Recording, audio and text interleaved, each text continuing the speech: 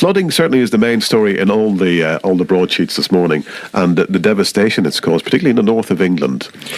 Yes, it's devastating to watch and read about these. They're really human stories. Absolutely, real people with real homes and businesses essentially being wiped out within a matter of hours.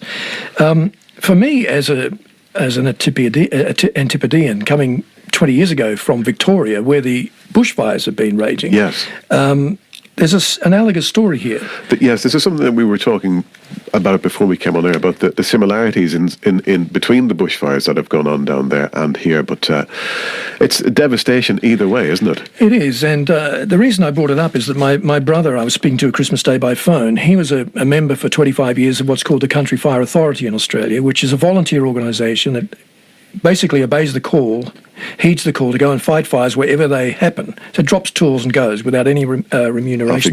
They're considered heroes in our country in the same way that emergency services are here. Yes. But what I'm always impressed with on the back of these stories is the resilience of the individuals who go through these things. And I think we'll see it again. We are now with these flood stories. Yeah, absolutely. People rebuilding their lives, rebuilding their homes, really getting down to the value of human life at Christmas time, as opposed to all the materialism and glitz and everything else that's going on. Yeah. And I think it reminds us that there are some things more important than Christmas shopping, essentially. Wow. It's a sad way to be reminded of it, and I don't minimise the suffering of these people, but I admire the resilience, the human spirit in these people, and the way communities pull together in these times. Well, they bounce back all the time. I mean, we saw it, 2-3 years ago here in Oxfordshire as well, with those bad floods that, and houses that are built on floodplains and all these areas, in the Thames Valley, that are suddenly under 3-4 feet of water.